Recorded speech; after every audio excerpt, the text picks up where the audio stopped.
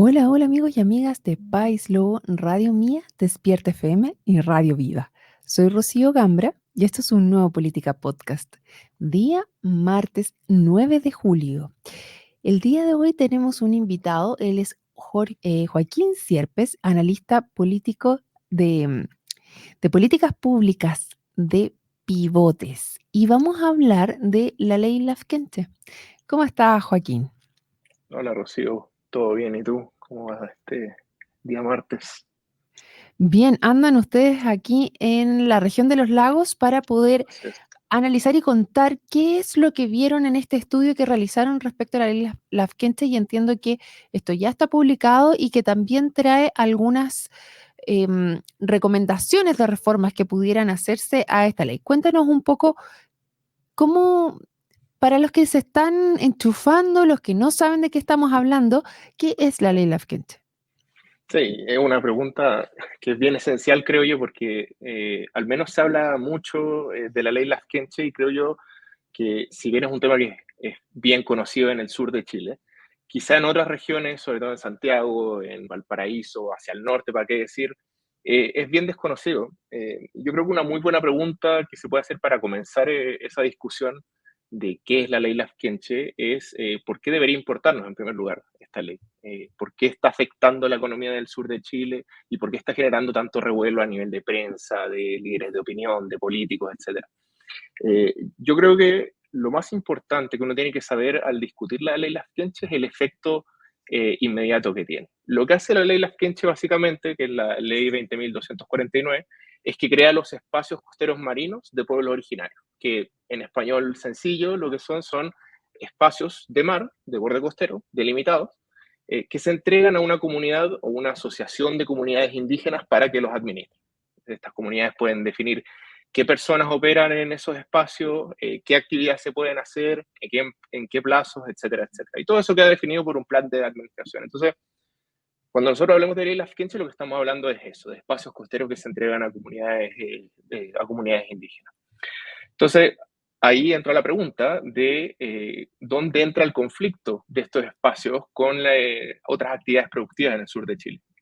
Nosotros hicimos un primer estudio que se llama Ley Lafkenche, alcance y consecuencias, que lo que vemos básicamente es estos espacios costeros marinos de pueblos originarios, qué tanto abarcan, cuánto demoran en tramitarse, cuáles son las consecuencias que tienen sobre la economía, y encontramos varios hallazgos bien interesantes.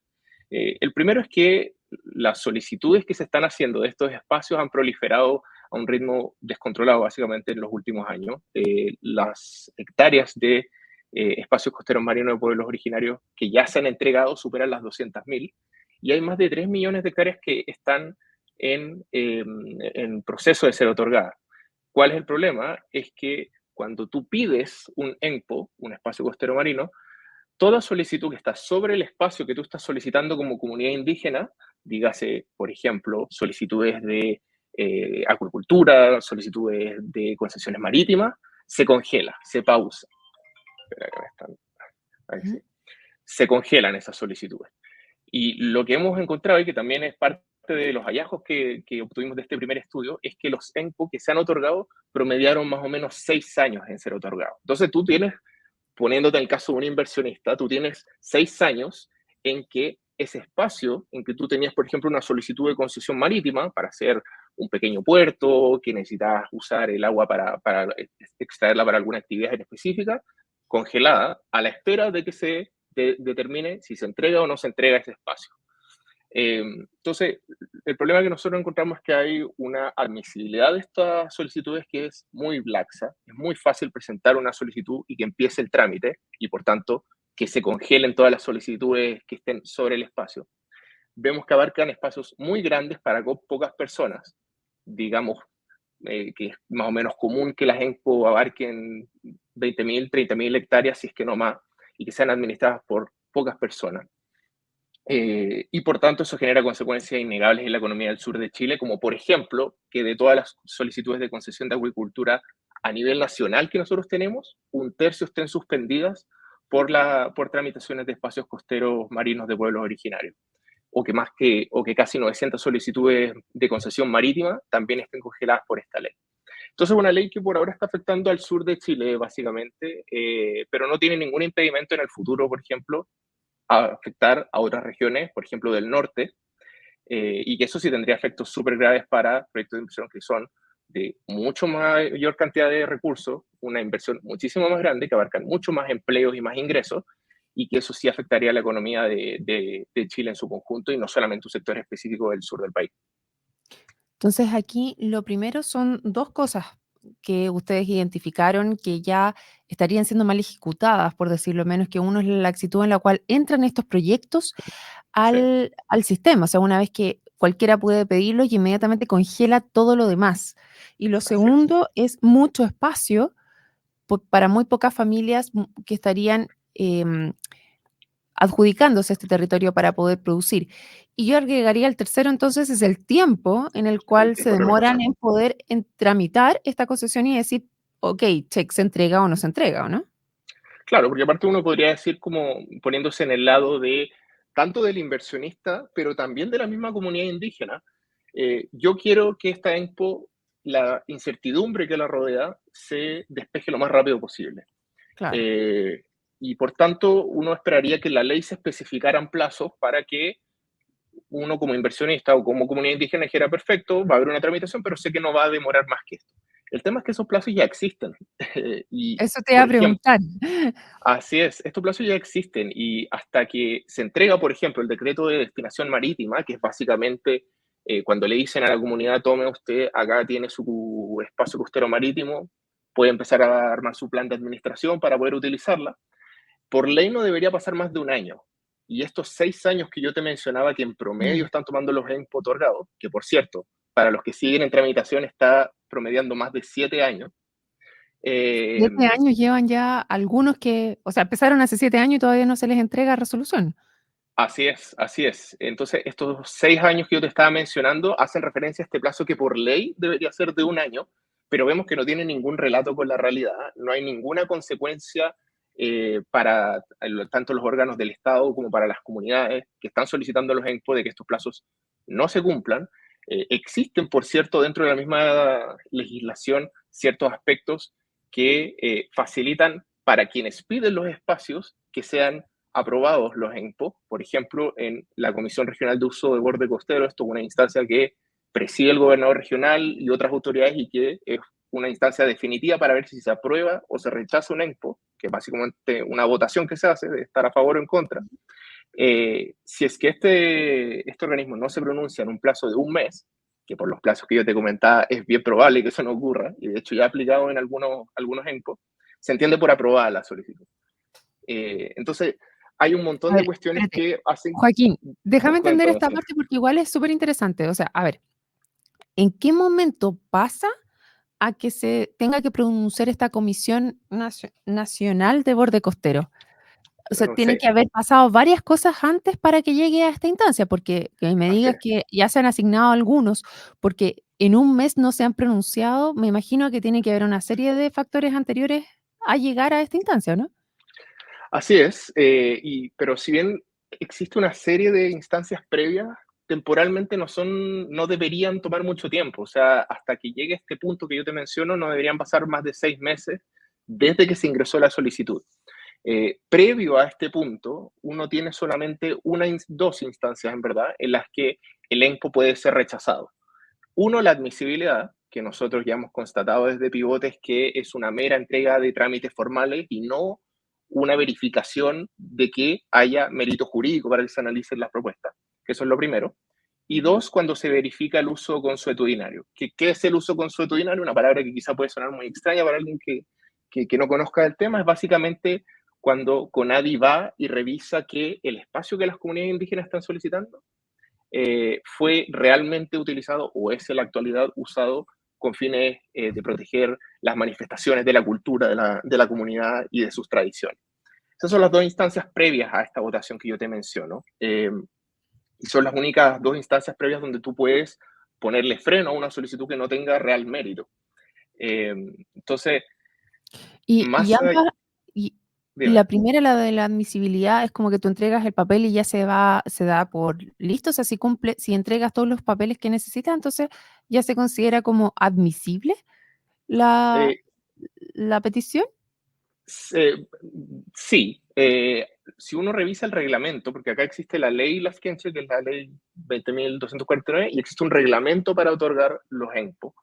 Y la verdad que uno no constata en ninguna parte que este proceso de admisibilidad sea algo más a una mera recopilación De de antecedentes. trámites burocráticos Ujú. específicos, donde se menciona cuál es el uso que se está reclamando, el uso consuetudinario, se muestra un plano cartográfico donde aparece la referencia del espacio solicitado, los titulares que lo están solicitando, número de integrantes de la comunidad, etcétera, etcétera.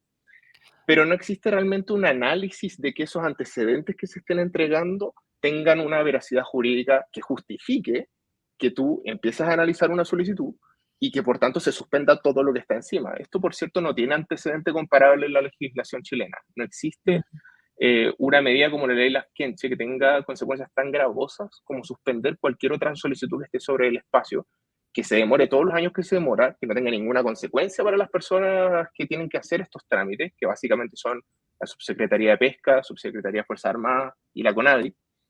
Eh, y por eso nosotros quisimos poner el punto de alarma desde ya, porque nos dimos cuenta que era un tema que no se estaba tomando el peso, sobre todo en Santiago, y que Claro. los que somos del sur sabemos que es donde se toma la mayor cantidad de las decisiones, pero que si Sí, no se la porque ataja a tú eres, tiempo, eventualmente va a llegar a otras regiones. claro, tú eres puertomontino, entonces tienes ahí esa noción de por qué es tan importante y qué es lo que está pasando acá en la región. Joaquín, dentro de los puntos que mencionabas, el segundo es el uso consuetudinario, que en ese caso es Así como es. realmente se utiliza esta zona para lo que se está reclamando. ¿Y eso Ujú. qué tan alejado está de este admisibilidad o qué posibilidades habrían de supeditar el congelamiento de las concesiones a que se corrobore ese uso? ¿Cómo ves tú que está esa conversación actualmente? Sí, yo te mencionaba lo de que no existe un antecedente en la legislación chilena comparable que tenga efectos tan gravosos para otras personas que pueden tener un interés igualmente legítimo sobre este espacio. Y dado que la ley textual, si uno se pone a leerla, dice que se busca resguardar el uso que las comunidades indígenas le dan al borde costero, porque eso es proteger su uso consuetudinario. Nosotros creemos que es una consecuencia excesiva que solamente por solicitar ese espacio se suspenda cualquier otra solicitud. Parte de las propuestas que nosotros desde Pivote elaboramos en un documento posterior que se llama bien explícitamente Propuesta de Reforma a la Ley Lafkenche, Ujú.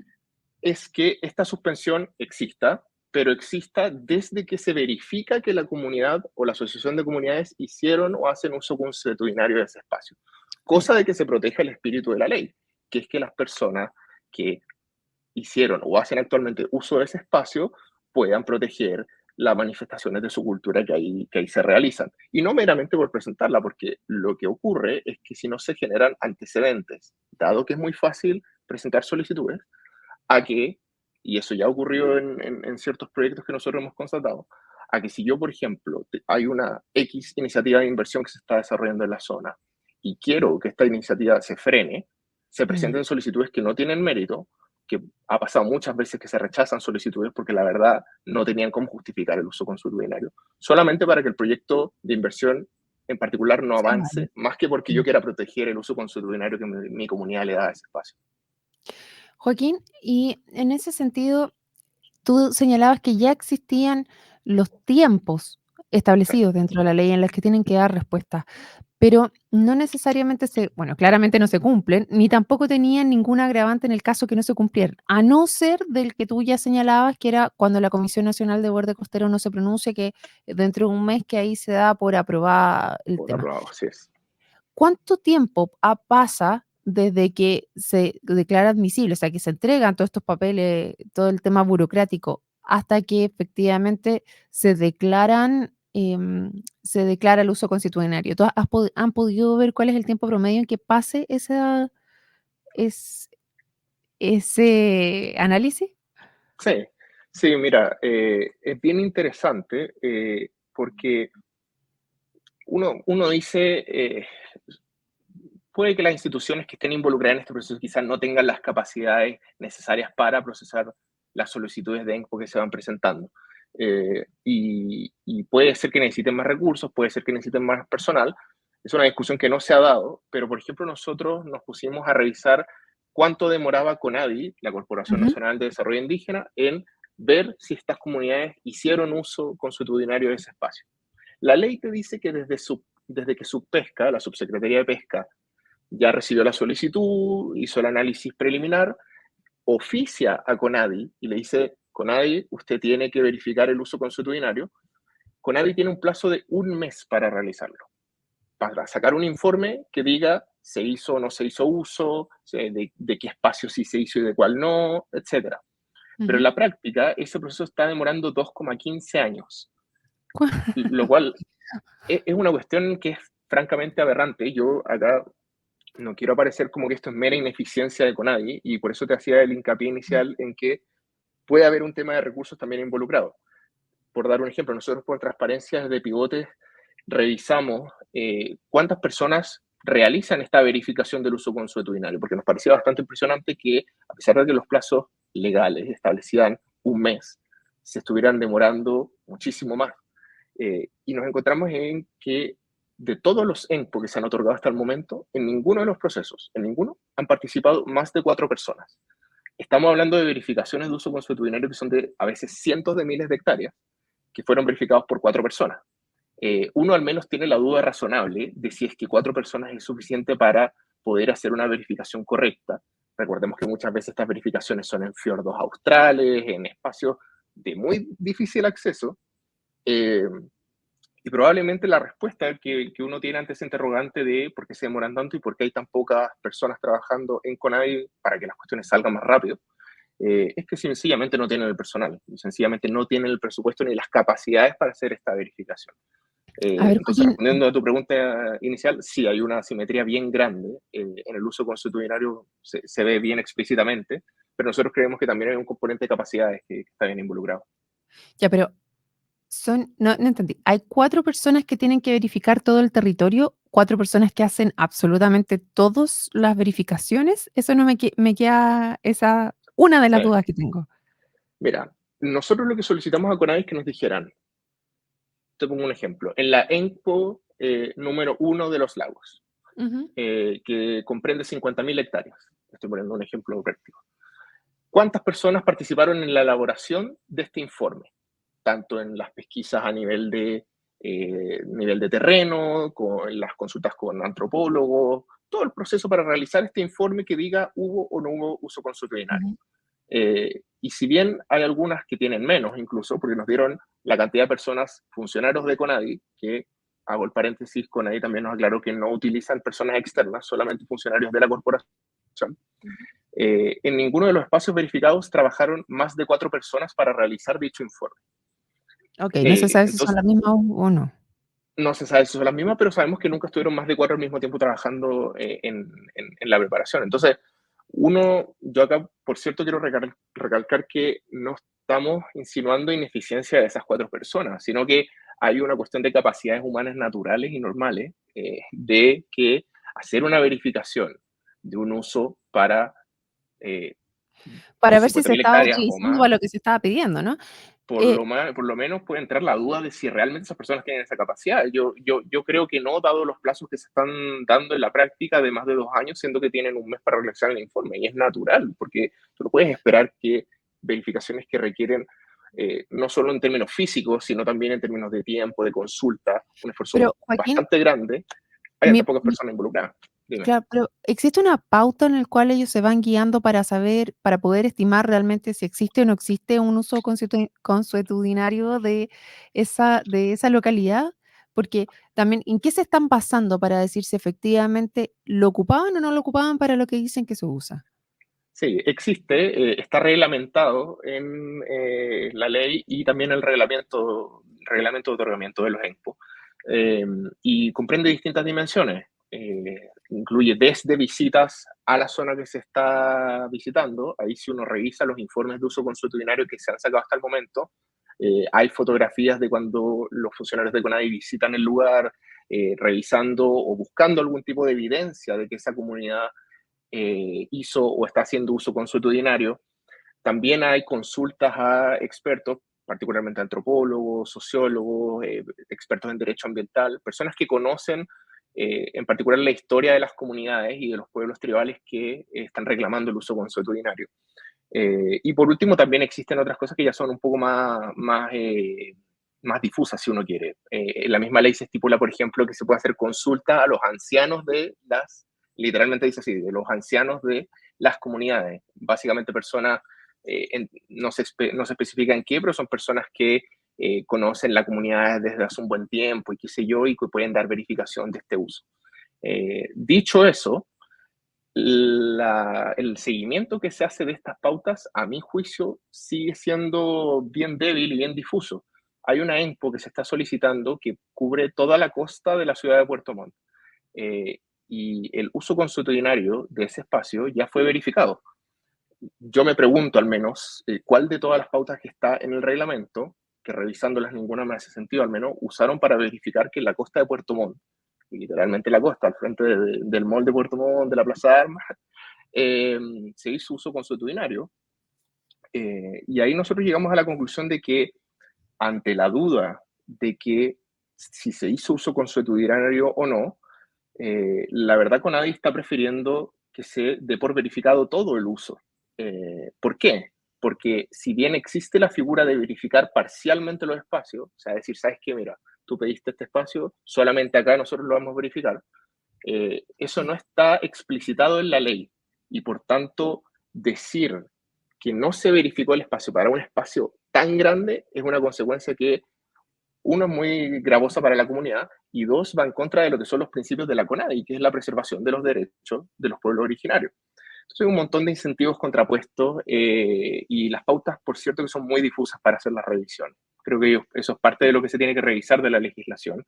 Desde el 2009 que no se le hace una actualización a cuáles son los criterios que tienen que utilizar las instituciones para todo el proceso. Y cualquier reforma yo creo que también debería tomar una modernización de toda esta normativa. A ver, déjame retroceder ahí un poco porque es bien como impactante lo que estás señalando y puede tener muchísimas Sí, consecuencias. Porque estás diciendo que actualmente hay una ENCPO, oye, me cuesta decirlo, pero es es una el sigla muy Espacio compleja. Costero Marino de Pueblo Originario, la ECMPO, ECMPO, Así es. que está solicitando todo la costa de la ciudad de Puerto Montt actualmente, ¿y eso qué implicancias tendría en el caso que se otorgase? O sea, hasta el minuto están diciendo que efectivamente se, se acepta que hay un uso de los pueblos originarios de toda la costa de la ciudad de Puerto Montt que siempre se ha utilizado para temas de pueblos originarios en Sí, la comuna. ahí ¿Eso es lo que se está diciendo? ¿Esto es lo que dice la CONADE, el informe de la CONADE actualmente? hay una salvedad ahí, pero que yo creo que es igual de preocupante. Esto se puede aclarar, pero no baja la preocupación del tema. El mismo reglamento define el uso consuetudinario y lo que dice es que para que un lugar se considere que se hizo uso consuetudinario, se tiene que comprobar que ese espacio se utilizó al menos 2 veces en un periodo de 10 años. Ahora, ¿cuál es el problema con eso? No me dice si es que esos 10 años son del 2014 al 2024 o si son de 1950 o 1850 a 1860. Por tanto, lo que pasa ahí es que, uno, es muy difícil verificar con propiedad que se hizo uso consuetudinario de un espacio hace mucho tiempo, que pasa con varias comunidades. Creo yo que es lo que pasa en el caso de la comuna de Puerto Montt, que es una INPO bien grande, que dentro de los espacios que abarca toda la costa de Puerto Montt. Pero también la definición de uso consuetudinario que la misma ley tiene es muy ambigua y por tanto da para muchas interpretaciones de que si yo utilicé, por ejemplo, en los últimos 10 años, 2 veces ese espacio para mi comunidad, eso ya es uso consuetudinario. Creemos que una legislación que aparte es demasiado laxa en ese sentido, se debería especificar de mejor forma. Uno, cuántas veces se tiene que usar y por qué 2 veces es un número suficiente. Nosotros creemos que decir 2 veces en los últimos 10 años da, por ejemplo, para muchas manipulaciones del espacio que se está verificando. Y dos, creemos que tiene que haber también una mayor exigencia en que cuando esos dos usos en un periodo de 10 años son respecto de 100 años atrás, se exige una cantidad de pruebas suficiente para verificar eso, que por cierto es muy complicado. Eh, Ahí vuelvo al punto que te mencionaba anteriormente. Nosotros creemos que Conadi, ante lo gravoso que es rechazar todo el espacio y la dificultad que tiene de verificar todo espacio, tanto físicamente como en términos de antecedentes serios que den fe de que esa comunidad utilizó el espacio en el pasado, está prefiriendo aprobar todo el espacio. Y en el caso particular de Puerto Montt que tú me mencionas, es bastante evidente, pero lastimosamente no es el caso eh, más ¿Complejo? excesivo, sí, más complejo que ha habido en discusión. Ah, Recién, el mes, sí, te quería mencionar un caso muy particular, sí, que es que me recién me acuerdo lo que pasó en Coyhaique, que también hace varios ahí, meses atrás, ahí también que mismo eso iba, se sí. rechazó, y hubo uno hace también un mes atrás que se votó aquí en la región de los lagos también, pero ese también fue rechazado. Sí, pero el de, por ejemplo, Aysén eran 600.000 hectáreas de mar. Es una cantidad de espacio marino que es enorme. Las que se votaron en los lagos hace 3 semanas más o menos, eran en que uno podría decir, comillas, eran pequeñas, abarcaban 400 hectáreas. Es increíble que estemos hablando de ENPOs de pequeño tamaño cuando estamos hablando de 400 hectáreas. Pero hay unas que han superado las 100.000 hectáreas, tenían las de Aysén que eran 600.000 hectáreas para ser administradas por menos de 40 personas. Eh, y ahí nuevamente uno dice, ¿cómo se hizo verificación de 600.000 hectáreas por 4 personas? Ambas pues, tuvieron 6 y 7 años particularmente en tramitación.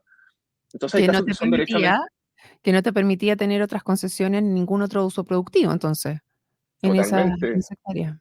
Mm. totalmente. Lo que te mencionaba, actualmente sobre en tramitación hay 900 solicitudes de concesión marítima. La región de los lagos, la región de Aysén, la región de Magallanes y también la región de los ríos son regiones que inherentemente tienen una conexión muy grande con el mar en términos de sus actividades productivas. No solo por la salmonicultura, sino también por cualquier otro proyecto que necesite utilizar la costa.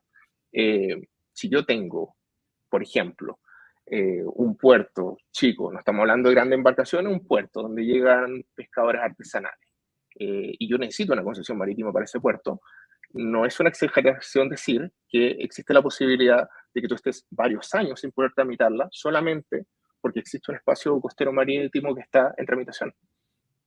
Eh, Y Joaquín, y Dime. dentro, lamentablemente se nos está yendo el programa, pero quiero preguntarte, ¿ustedes han podido conversar con los parlamentarios? ¿Han estado dentro de las comisiones? ¿Hay algún espacio de mejora para esta ley? Mm. Hay actualmente dos proyectos que están en tramitación. Uno en el Senado, que es un proyecto de ley que presentaron varios senadores el 2021. Y hay otro proyecto que ingresó este año de la diputada Rafael, que fue presentado en mayo y buscan ambos a su manera regular un poco lo que está ocurriendo. Eh, Ambos tienen cosas positivas. El proyecto que está en el Senado se enfoca más en proteger a los pescadores artesanales respecto de los ENCPO. Recordemos que si los pescadores artesanales no están incluidos en el plan de administración de los ENCPO, no pueden Ujú. realizar su actividad, simplemente así de drástico. Y el proyecto que está en la Cámara de Diputados recoge parte de las propuestas que nosotros hicimos desde Pivotes, como por ejemplo, una que yo creo que es de las propuestas más importantes, que desde que se inicia la suspensión de otras solicitudes de acuicultura, de Ujú. concesión marítima, áreas de manejo, no puede pasar más de un año en que esas solicitudes puedan estar suspendidas. Y eso básicamente lo que hace es darle certeza al inversionista o a la persona que está con otra solicitud de que perfecto, hay una ENCO que está en trámite, pero independiente de lo que pase con esa ENCO, yo no voy a estar más de un año sin que mi solicitud sea procesada y sea tramitada. Hay Ya, otras pero cosas que también se Joaquín, pueden hacer. ¿qué pasa si efectivamente te dan la concesión o la solicitud que tú estás pidiendo y después sale Uh -huh. te la echan para atrás? Entonces, o tienes que entrar a conversar con ese grupo de personas que la solicitó y se la concedieron. ¿Qué pasa ahí? El proyecto de la diputada Rafael toca uno de esos temas, muy buena tu pregunta, porque claro, uno se pregunta, perfecto, esto va a estar máximo un año suspendido, pero la ENPO sigue en trámite, entonces, ¿qué pasa después Ujú. conmigo? Lo que dice el proyecto, que creemos que es muy positivo, es que si es que se deja de estar suspendida mi solicitud, pero posteriormente la ENPO se aprueba, el plan de administración de las comunidades, que se elabora después de que se aprueba el ENCO y se entrega a la destinación marítima, tiene que contemplar las demás actividades productivas que ya tienen derechos adquiridos sobre la zona. Eso es Ok. muy importante que esté especificado en una legislación futura que reforme la ley Lafkenche, porque de lo contrario yo creo que podemos abrir un flanco bien peligroso en el cual quienes tengan el plan de administración entren en un constante conflicto con las personas que siguieron la tramitación de sus solicitudes y que al final ambas fueron aprobadas. Sin perjuicio de eso, hay ya dentro de la ley un mecanismo que impide que hayan ENPO sobre derechos que ya están otorgados. Al principio, en la admisibilidad se supone que se hace un análisis de superposición con concesiones ya vigentes. Y si es que yo tengo un ENPO que está superpuesto, en teoría debería rechazarse. ¿Qué es lo que ha pasado en la práctica? Que nosotros hemos visto que solicitudes que sí se superponían con concesiones de acuicultura vigentes, con concesiones marítimas vigentes, siguieron su tramitación de todas formas. Lo que es bastante inverosímil porque es derechamente ir en contra de la legislación. Y ha sido uno de los principales argumentos que precisamente la Comisión Regional de Uso Borde Costero, tanto en los lagos como en Aysén, han utilizado para frenar ENPOs, que se pasó a llevar a lo que está estipulado en la ley. Entonces, hay varios aspectos más de mejora, yo no sé si alcanzamos a mencionarlo, pero al menos estos que hemos mencionado yo creo que son los más sustantivos: tener una admisibilidad más exigente, tener un plazo máximo de suspensión de las solicitudes, darle quizá más recursos a CONAVI para que pueda verificar bien el uso consuetudinario. Pero eso es lo que busca nuestra propuesta. Tiene varios puntos y creemos que son bien recogibles y por cierto estamos haciendo todos los esfuerzos para poder presentar en las distintas comisiones y que los parlamentarios puedan acoger esta propuesta. Muy, muy interesante, Joaquín. Lamentablemente se nos va el tiempo, así que yo creo que te dejo invitado para más adelante para que sigamos viendo cómo van estas conversaciones. Sabemos que lamentablemente también la discusión parlamentaria es muy larga y este Es muy tema larga. es muy importante que ojalá se pueda reformar lo más rápido posible, porque vemos que aquí hay cosas que no están funcionando, pero más allá quizá de la discusión parlamentaria, hay cosas que podrían hacerse si es que así se quisieran por parte del gobierno, ¿no? Porque si ya tienes plazos acotados que tendrían que estarse cumpliendo, ¿por qué no se cumple? Porque no hay esta verificación de Sí. admisibilidad sobre esos lugares que ya tienen concesiones para declarar inadmisible las solicitudes nuevas que se están poniendo. Te Bueno, dejo sí, esa pregunta y un minuto para que te despidas de nuestros auditores. feliz. Bueno, respondiendo a la pregunta, es efectivo lo que tú dices. Nosotros en la propuesta de pivotes tenemos dos cambios que sugerimos que son mera iniciativa del Ejecutivo. Uno es, naturalmente, subir los recursos que CONADI tiene actualmente en cuanto a presupuesto y personal. Yo sé que esto puede muchas veces chocar con las personas porque dicen, ¿sabes qué? Esta institución se demora un montón, qué sé yo, no es eficiente y le vamos a dar más personal. Está bien, pero tenemos que entender que la legislación actual, como está regulada la ley, la gente tiene consecuencias que son súper graves para los ingresos Mm. de las familias y por tanto es de interés común que CONADI pueda hacer la pega rápidamente.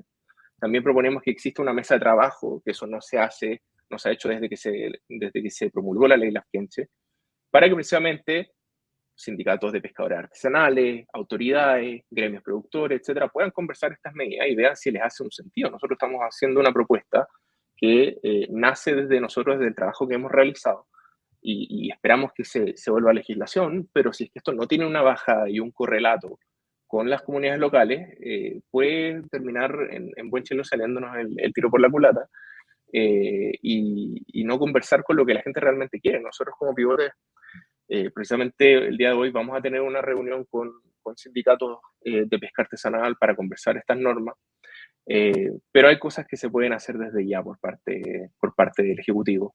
Por cierto, hacer que la Comisión Regional de Uso de Borde Costero funcione bien, está arreglado por un Mm. instructivo presidencial y muchos no lo cumplen, y así un largo etcétera. Pero yo creo que la mayor parte de este juego va a jugarse en el campo legislativo. Las autoridades tienen que entenderlo así y nosotros como Bigotes vamos a estar impulsando estas medidas también a ese nivel con toda la fuerza en lo que viene de aquí a los próximos meses. Perfecto, Joaquín Sierpe, analista de políticas públicas de Pivotes. Te quiero dar las gracias por conversar con nosotros el día de hoy respecto a la ley Lafkenche.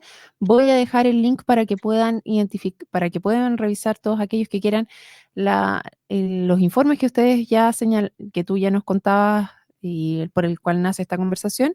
Y a todos los que se sumaron también les doy las gracias y los dejo invitadísimos para un próximo programa del Política Podcast. Nos vemos. Chao, chao.